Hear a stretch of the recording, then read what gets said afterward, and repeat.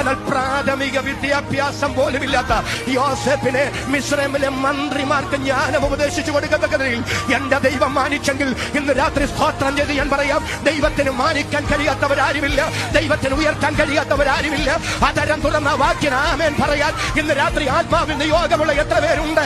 അവരുടെ കരമുയർത്തി ശബ്ദമുയർത്തി ഈ രാത്രി ദൈവത്തിന് സ്തോത്രം ചെയ്യുക. ദൈവത്തിന് സ്തോത്രം. ഹാമാനെ, നീ ഇസ്രായേലിനെ മുഴുവൻ ഉന്മൂലന നാശം ചെയ്യാൻ പദ്ധതി ഇടുന്നതിനു മുമ്പ് നിന്റെ തന്ത്രങ്ങളെ തകർക്കാൻ ഒരെസ്തേറിനെ ദൈവം അവിടെ എത്തിച്ചു.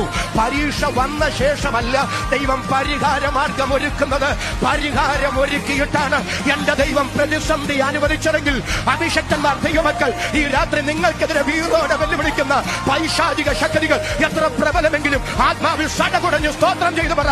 ഈ പ്രതിസന്ധികളുടെ നടുവിൽ ഒരു പരിഹാരം ദൈവം കരുതിയിട്ടുണ്ട്. അത് വിശ്വസിക്കുന്നവർ മാത്രം ഒരു 30 സെക്കൻഡ് കരമടിച്ച് ഇന്ന് രാത്രി ദൈവത്തിന് സ്തോത്രം ചെയ്യുക. ദൈവത്തിന്റെ പരിശുദ്ധാത്മാവ് അതിശക്തമായി ചിലരോട് തലയിൽ കൈവച്ചെന്നവണ്ണം ദൈവാലോചന കൈമാറുന്നു. നിങ്ങളുടെ ചില പ്രതിസന്ധികളുടെ നടുവിൽ, നിങ്ങളുടെ ചില പരിശോധനകളുടെ നടുവിൽ ദൈവത്തിന്റെ പരിഹാരത്തിന്റെ വഴികൾ വെളിപ്പെട്ടു വരുന്ന നാളുകൾ വിദൂരമല്ലെന്ന് ദൈവത്തിന്റെ പരിശുദ്ധാത്മാവ് വചനത്തിന്റെ പ്രവചനമായി ഈ ദൂത് വിളിച്ചു പറയുന്നു.